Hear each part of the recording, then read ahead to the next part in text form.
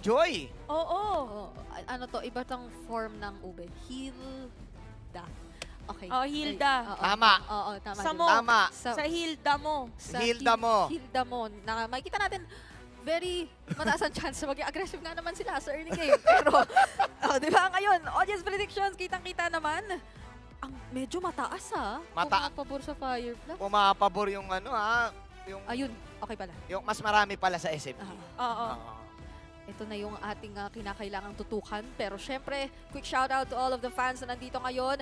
Pinapaalalahanan lang namin kayo na para sa mga local fans natin dyan, sumama na kayo sa amin dito. Meron pa tayong free admission na natitira kung gusto nyong sumunod para masubaybayan natin ng sama-sama ang paparating na aksyon dahil paniguradong magiging mainit din to at papasok na nga tayo in a bit sa ating second series. Makikita natin ngayon yung team comparison. I like the Hilda na sagot ni Apex 47. It's really a quick pick na alam natin kapag kukuha ka ng medyo mga heroes, like for example, the Lancelot, kaya rin siguro may reason kung ba't nilabinan yun. Maging yung Nolan, pinili na lang pinili na lang dito ni na Bad Girl Sep na na i-answer itong Joy na to. Oh, tingnan mo naman yung Hilda. Doon agad siya nagparamdam kay Sasa. Oh, akala natin naguguluhin dito si Joy. Nakita nila yung threat din para dito against sa Sasa. So talagang mapapansin natin for Fireflux Esports, alam nila kung sinong pwede nilang i-zone na.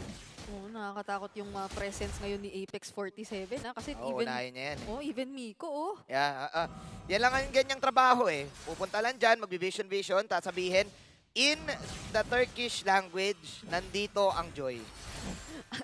Sasabihin niya.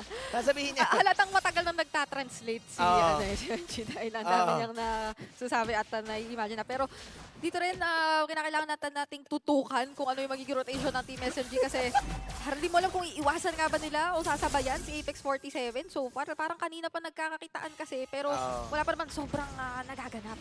Magmi-mini games kasi sila May back siya ka kasi tapos meron kang Hilda. Tapos ang bibilis pa dito, kinuha nila yung mga boots with the fur emblems. Oo, kumbaga ito na pag binigay na yung boots with the fur, diretso na. Oo, sa diretso. target nila.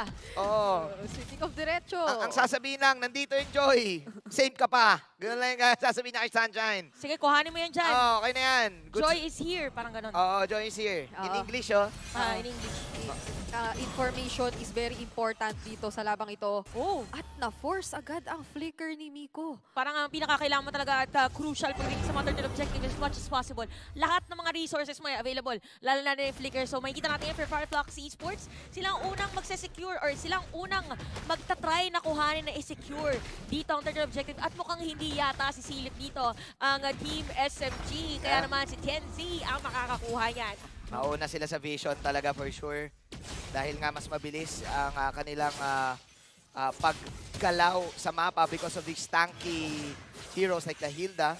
Pero si Smooth dito, gonna final slash. Target nila dito si Alien. Pero makakatakas pa rin. Here comes TNZ. Pero vision lang din naman. At sinabi lang niya na, teka lang, nandito ako sa may bottom lane. Hindi kayo pwedeng kumuha at mag-secure ng kill. Ang taas ng sustain ng parehong XP laners ka natin. Parang hindi natin pwedeng asahan na merong isang biglang mamamatay dyan.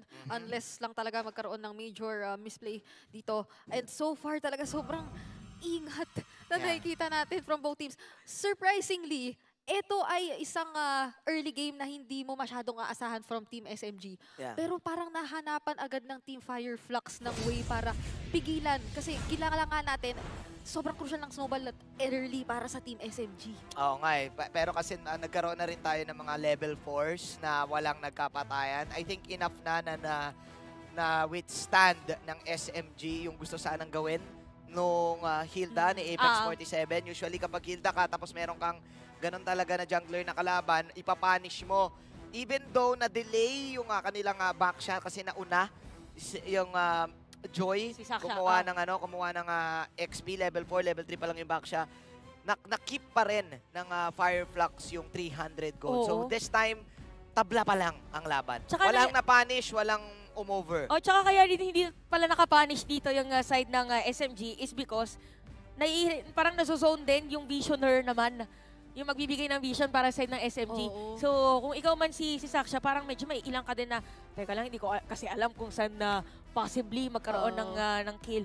Pero tinan natin kung ano ang maging adjustment dito ng ating Team SMG for Fireflux. Parang kukontinue lang nila yung aggression na ngayon, lalong-lalo na ng Hilda. Oh, naiingatan pa naman ni Sasa kahit pa paano yung lane din niya. Yeah. And going back dun sa idea na minention kanina, medyo mag-aalangan ka kasi as Joy na sumugod talaga ng magdash ng walang information totally. Yeah. Lalo pat ngayon na in-adjust na nga si Joy. So, isang pagkakamali lang, wala na rin talaga. At mayroon ding kapasidad ngayon ang mga crowd control heroes na pigilan yung kagustuhan mo na makapag-dash lang na makapag-dash. Dash, yeah. So, talagang titimplahin mo na eh. Pero pwede na to eh. Kung ikaw yung SMG, sasabihin ko, gera na eh. Kasi like for example, meron kang level 4 on the Angela, may 4 ka din on the Matilda in a while.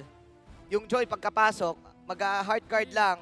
And then, pwede na lang sumugod eh. Kasi in a way, team fight ang gusto sana ng Team Fireflux. Oo, tsaka may taga-sundo nga naman pala, no? May taga-sundo eh. Siya kasi may guiding wind. Ayan, speaking of sundo. Oh, ito nagkakasunduan na dito sa may top lane.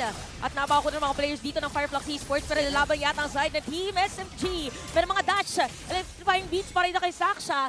Pero ang gusto lang nila sabihin dito, ready din naman kami pumalag if ever nagugustuhin nyo. So, tamang titikan lang muna ng damage ang ating dalawang kupunan. Wala naman na sobrang nagko-commit pa. To think na 0-0 pa rin ang kill score na nakikita natin. So, bukod sa mga onting pokes at mga talagang visionan na nagaganap dito, wala pa namang all-out clash or casualty pa na nakukuha. So, parang iniisip ngayon ng Team SMG parang, kailangan na nating siguro mag-double lane din, no? Yeah. Maghahanap ng way lamangan kung wala namang nagiging palitan ng kills. That was fast. Gandang gamit ng guiding wind ni Miko to help Sasa get that double lane sa mid at saka sa top lane. So parang walang lahat ng minions ay nakuha niya pa rin. This time magkakaroon ng swap for both of the gold laners. Oy. Para magkakasilipan dito sa may turtle objective ang ating mga players. Kanina naman mapupunta kay TNC at saktong-saktong retribution niya habang si Saksha aalis na lang muna at meron pang guiding wind. Wala pa rin casualty, more on objectives. At si Smooth, kalahati na lang yung buhay pero hindi pa rin i-commit. Maingat ang ating mga players. Ito yung labanan ng Brusco laban sa healing galing eh. Pero parang lumalang mga Brusco this time. Nakapag-flick out. Nagamit by the way ang heart guard dito ni Stormy of Team SMG habang si Miko sinozone out pa rin para dito sa side Apex of 47. Alam niyo na rin dito yung mga players ng Team SMG. Pero maingat ang Fireflux. Si Miko, kailangan din niya mag-ingat dahil masakit ang kanya katapat na Hilda ngayon. Pero look at Saksha. Okay. Magdadash lang din naman. Electrifying beat si Ross ang target niya. But alis na lang muna and still no casualty. Hirap din kasi talaga magkapatayan. Especially you have a Terisla, Baksha, and Hilda in front of UTNZ, Apex 47, and Alien really doing their job. Dahil gusto sanang sumugod ang SMG since they have the utility, they have the shield. Yep. Pero kasi ninakaw din yung hard guard eh. So goods din para sa Fireflux. Nakakadagdag to sa tapang na ginagawa ng Fireflux Esports na ngayon nag-iipit o umiipit sa mga miyembro ng Team SMG na pilit dumedepensa sa bottom lane. Yep. Hinihintay rin talaga ni Sasa na makuha muna kasi yung mga items niya. So far, wala pa siyang nabubuo. Pero right now, Stormy mag-finger! First blood, mapunta dito kay Kenzie at si Miko. Mapipilitan na umalis. Pero si Smooth mga galing sa may bandang likod. Not enough damage pa nga yata. Ginamit ng final slash. Pero walang finisher para sa Team SMG. Ginamit ang torn apart memory. And Smooth makukuha dito ng Team Fireflux. Ang superior sustain ay nakita yata natin doon. Talagang Fireflux ang may hawak muna sa ngayon.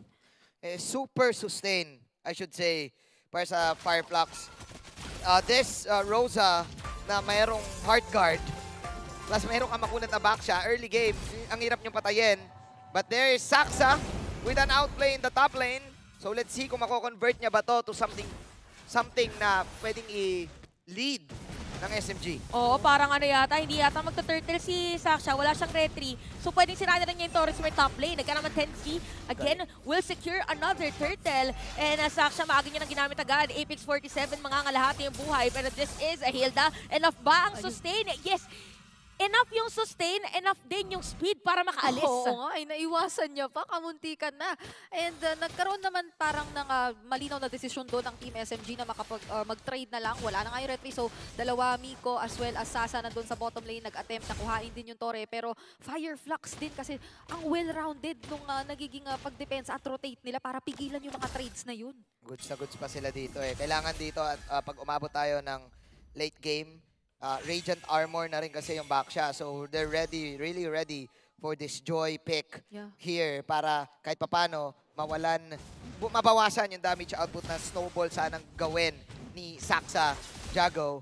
Now in the mid lane, ito na yung mga tipong paunahan makabasag. Ang pinaka-interested ako is kinakapitan pa rin talaga ni Rosa yung Heart Guard. Dahil alam niya eh. Kailangan na kailangan talaga yung Ever, no? eh. At alam din nga yata dito, ng side ng Team SMG, na since meron pang mga players doon na makukuha dito si Smooth. So sabi ni Smooth, okay, wag na lang tayo mag-teamfight. Hayaan nyo na ako dito sa may bandang yun na para hindi na magkaroon pa ng casualty. At Team Fireflux ngayon, every time makakakuha sila ng kill, magdi-disperse din sila agad para walang bawi dito ang kanilang kalaban. Oo nga, parang di pwedeng makakuha kayo ng sagot o bawi sa kung ano man yung gagawin namin para ma-establish at mapanindigan lang nila yung so far 3K na gold lead na hawak-hawak ng Fireflux. No? Very surprising yung nakikita natin ngayon kasi from yung wildcard pa lang nakita natin yung playstyle ni Smooth na sobrang smooth gumalaw sa mga ganitong XP laners, ang bilis makarespo. Pero maging yun parang iniiwasan, pinipigilan siya ng Fireflux. May late game naman do ang Team SMG. They have the Beatrix and the Joy plus the Arlot. Kasi kahit pa paano, pag nag-build sila ng mga penetration items, sa Magic Pen, kuha din sila dito ng mga Dominance Eyes for the Brody. Brody lang kasi yung aariba dito eh, in the late game. So, kasi ang saya ng buhay ni Sunshine dito kung ikaw ang Fireflux. Kasi 3 Brusco ang haharap sa'yo. Pwede kang pumindot ka na nga lang eh. Parang saksak ka na lang if ever, no? Saksak ka na lang. So, kailangan lang maiwasan mo yung ganong damage. Tapos, for the damagers of SMG, kuha lang penetration items, Malefic Roar. Dahil kahit papano, dadami yung damage output nila because of Sasa and Saksa, the double Sa. Oo, pero makikita natin ginamit yung penalty zone kanina. Kaya naman dito ng Team SMG.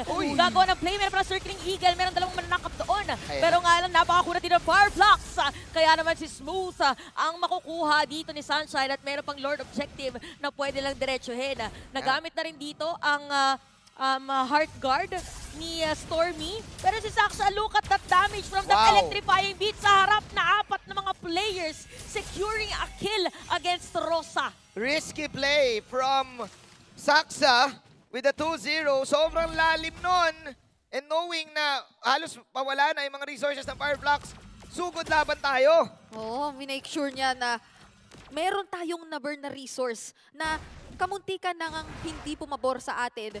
Binalik pa rin niya na sila ang makakakuha ng kill by taking down not Alien but Rosa na malaki-laking advantage na rin kung iisipin para dito sa Team SMG kasi ang paulit-ulit niyang kinukuha naman ni Rosa ay yung Heart Guard. So, mas mababawasan dito ng kagustuhang magtapang ang Fireflux pero speaking of tapang, matapang pa rin kasi talaga silang sumugod. Kung ako din yung Fireflux, kung ganito kakunat ang lineup ko. Ito yung strength ng lineup namin, bakit hindi natin gamitin. So kaya naman si TNC, ito pala yung magiging struggle din kung paano maglo-Lord Dance ang Team SMG. Kasi si Miko, di ba, parang binobrusko nung Hilda. Binobrusko siya eh. Yung hero ni Saksa, hindi din ganun kakunat. Tingnan natin, medyo may damage. Oo, may damage na. Mga ngalahating buhay din ni Alien. Tingnan natin kung i-reset ba. Look at Miko. Halos wala na buhay doon, so mapipilitan umuwi. So kailangan nila mag-force dito for Team SMG na ma-reset yung Lord. Sabi ng Fireflux, okay lang, sige, kami na lang magre-reset. Ito yung mapapasabi ka ba't ang kunat nito? Ba't na late game kasi magkaka-damage talaga yung SMG eh. Meron ko seal pa na slash. Pero nga Smooth ang mapatay doon at mukhang dediretso pa nga Saksa again. Sama pa dito ng Heart Guard, dediretso dito sa mga players. Ayan na. Fireflux, napakasakit ng damage ni Kuya Saksa. Sama mo pa dito ng mga bala ni Sasa at aalis ngayon. 4 na players ng Fireflux ang uuwi. Grabe. Commendable pa rin to this point kung papaanong nagagawa pa rin iparamdam ni Saksa yung threat ng Joy. Hindi pa rin nabibigyan, hindi rin pa nahahanap ng sobra si Sunshine, pero sa tuwing makakahanap siya ng opening, nakakapag-electrifying beats siya enough to show away yung mga players dito ng Fireflux na hindi na magpatuloy ng sobra dun sa mga, kumbaga extended team fights din naman na nakikita natin magmula pa kanina. At ito ay kanina pa nila sinimulan na level 1 Lord na hindi nagagalaw, magle-level 2 Lord na. That was actually a great pick-up play from Fireflux. They're respecting the AoE DPS damage. Di pa kasi rin tayo nakakita ng isang matinding Jabombits na tumama or machine gun na tumama. Kasi nire-respeto nila din yung AoE eh. They know their capabilities. They can go as 1, as 5. Ito na yung Turkish Delight na signature, yung sama-sama puwersa sa Fireflux. Pagkakuha ng isa, back agad.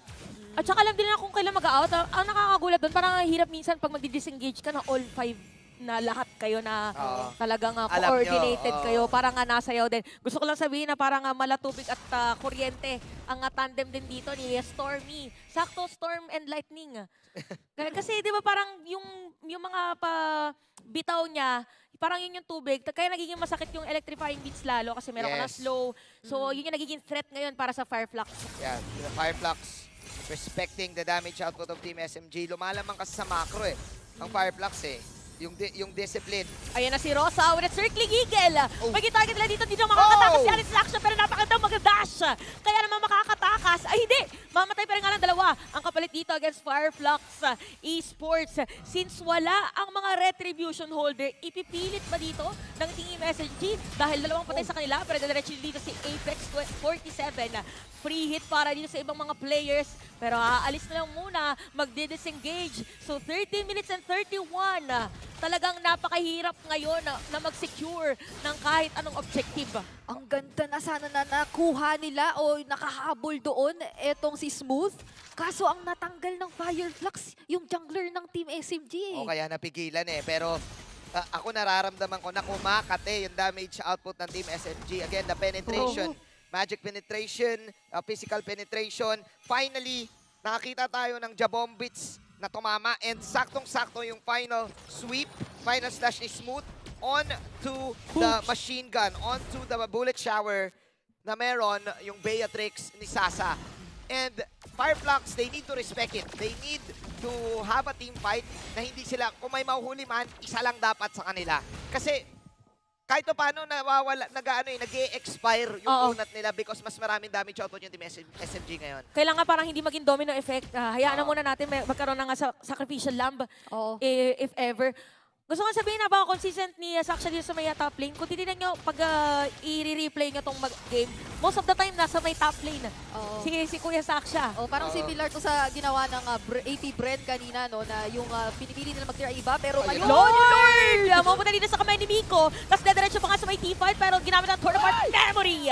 Smooth is down sa kamay dito si Sunshine. So pwedeng dumiretso dahil merong minion wave dito sa may middle lane. Look at Apex 47. Mababada lang kasi magsisecure sila ng objective and Saksha nandito na sa may bandang Genji. Meron pang Heart Guard na sakit na ng mga kidlat. Yung sinasabi nating Water and Lightning tandem ay aalis na lang muna. Delikado yata.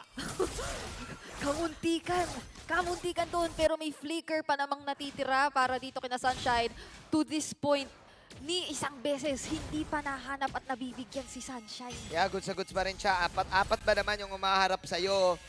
Dinadaan ng Fireflux Esports to sa pag-macro at pagkuha ng mga objective. But again, the problem is in the team fight, kahit makakuha sila ng isa, hanggang doon lang yung pwede nilang limit eh. Kasi kapag nag-cooldown na yung penalty zone, pwede na eh. Lumaban si Saksha Jago eh. Speaking of pwede na lumaban, si Miko makukuha nila dito pero Sasa makakuha ng kill. Makunat laban sa merong mga damage, sino man talagang mananaig. Pero alam dito na kailangan dumepensa na side ng Fireflux Esports. Middle lane pwedeng kuhanin ng Team SMG. Si Alien na nandito at nandito na rin si TNC and even Apex 47. Pero masisecure nila yan. At parang bottom ang ulit si Kuya Saksha dahil padaan-daan lang dun sa mga players ng Fireflux Esports. Ilalaban nila to. They have so many escapes para kay Sasha. And yung catch dito ng Fireflux, isa lang eh. Na kay Alien lang. Yung ult. Unless gamitin ni Sunshine yung second skill. Kaso ayaw mong gawin yon kasi marksman ka. Maganda yung parang ginagawa din na space na binibigay ngayon ni Saksha. Parang siya na ngayon yung literal na nababawas ng popoke at may chance pa na makita natin siyang gumawa ng ano dito, kakaibang gulat play kasi may Winter Truncheon na din siya. Yeah, it's really a matter of Fireflux Esports na ipapanish sana yung early game. Then again, it's too late. Nag-swing na yung gold lead natin because of the team fights na nakita natin. Merong dalawang team fight na nakapitas yung Fireflux pero parang walang naging gold swing sa kanila. Kasi nga ang hirap na hulihin ng Joy na to. Free reign na si Sasha. Kailangan nila ma-damage agad to. Kailangan makastack agad. Kailangan si mahanap talaga nila agad, no? Pero ito, nakaruruk-ruruka ng Apex 47, mawala ng Immortality, mamatay pa nga dito sa kamay ni Smooth. Wala doon si Tapos Sunshine. diretso, Sunshine is gonna be down at dediretso pa nga. Rosa, merong dash, merong Winter Truncheon na gagamitin doon at mukhang dediretso pa nga. Ginamit ang penalty zone dito ni Alien at disiplinadong SMG ay aalis at mag-clear ng minion waves sa may middle lane. Dito na pumapasok yung binanggit nga ni Manjin na talagang hindi kasi natin nakuha yung pag-convert o agad-agad na pag-swing ng gold na papabor sa Fireflux despite them getting the early kills kontra sa SMG. Na ngayon, makikita mo, talagang SMG na ngayon ang sobrang sumusugod at nakakakuha ng advantage, taking down the first inhibitor turret of this game. And eventually, mukhang ang kanilang susunod na target ay etong Lord. Mahihirapan na sila kumuha ng kills dito na kay Sunshine lang yung damage output. It's now 18 minutes in this game. You have the Guiding Winds to save you. You have the Angela to save you on Stormy. Your only damage is Sunshine. So, ito na yung sinasabi natin. Nag-expire na yung unat ng Fireflux Esports. Si Rosa may damage, may poke din. But they need siguro to get pick-offs. Kailangan pag pumasok si Sasha, 4 stacks agad. Kaso ang hirap gawin nun. Oo nga, kailangan parang maging prepared sila sa ginagawang play ng Team SMG sa kanila. Kaya makikita natin ngayon, real-time win rate 70% Ang taas. para sa Team SMG. Lalo pat nakikita mo yung control na hawak na ng SMG dito sa kanilang mapa. So naging worth it na in the end yung sobrang pag-invest nila kay Sasa na mag-farm ka lang, kumuha ka lang ng mga tore. Kapag ka meron man silang objective na sinastart, tinetrade na lang nila ng tinetrade. Kasi ngayon, kahit sabihin natin ang pinaka-magic damage lang dito ay eto talaga si Sasha, nagagawa ng i-compensate ni Sasa lahat ng naging kakulangan nila no early game. Sobrang galing ng discipline ni Sasa ni Sasha sa game na to. At maging ni Miko on protecting the course. Pero lilikod si Imex. Oo, eto, nalikuran din. May kinala si Sunshine na nagiging target nila. Hinabol pa nga dito.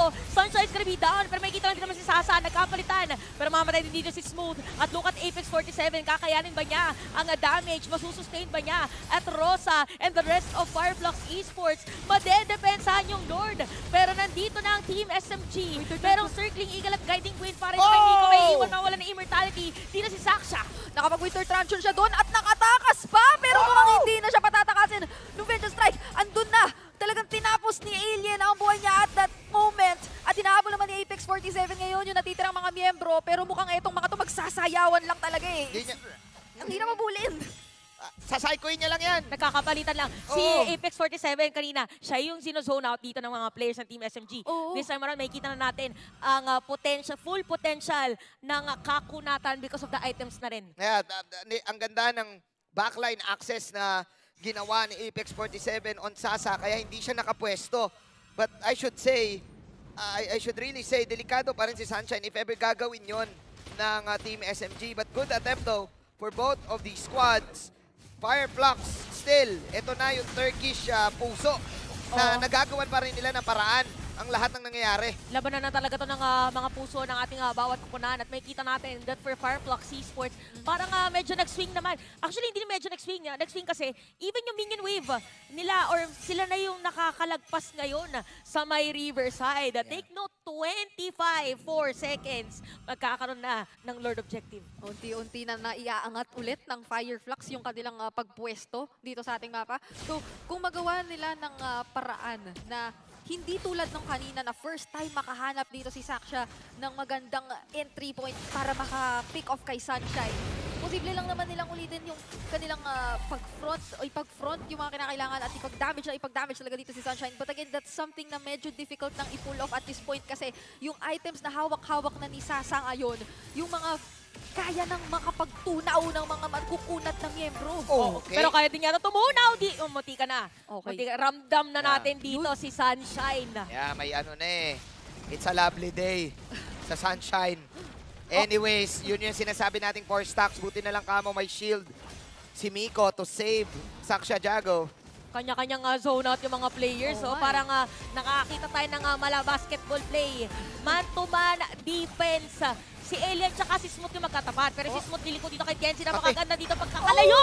Pero kahit nilayo, makukuha pa rin dito ni Kenzie. Ang Lord with the Retribution. Meron pang Winter Truncheon para kay Saksha. Double kill na para kay Sunshine. And even Apex 47, hinahabol na sila. Miko, mukhang isasama mo pa. Hindi na kinakaya yung damage din sa side ng Fireflux si Sunshine. Ngayon, asigno na at ngayon si Miko ay sinunod na nga talaga. That's 4 or 3 members down na napatumba ng Fireflux na ngayon napakarami pang minyong kasama. Dinaan sa speed lang yung call na mag-hero. After that Lord Steal from TNZ, we all thought na mababaliktad to ng SMG, but no! Anong walang damage? Ito ang damage ko, kaya naman damage sapat na sapat para masira yung Torre dito sa may middle lane. Meron pang Lord na dadaan doon sa may top. So, tingnan natin dito, mawala ng immortality si TNZ, pero all is well. Para dito sa Fireflux Esports, they got the inhibitor turret and Team SMG, kailangan nilang depensahan ang mga natitira nilang Torre. Ang layo ng minions noon. Could have been na end the ball Oo. kung yung minions ay nakaangat lang na bahagya. But Fireflux will try though. They will try to push this. Oo, kakaibang swing ang ginawa dito ng Fireflux Esports at tumalon na nga yung Lord kaya masisira ang Torre dito sa may top lane. Si Saksha and the rest of Team SMG. Again, kailangan nilang dumipensa. Smooth papasok oh doon. my God. Ginamit na dito mga jabomba. Pa rin si Alien. Medyo napalalim. Merong immortality lang din naman. Pero yung Lord hindi pa rin nadedepensahan dito ng Team SMG. Torn apart memory. Not enough damage dito. At mukhang mawala ng immortality dito si Saksha. Wow. At unti-unti na nga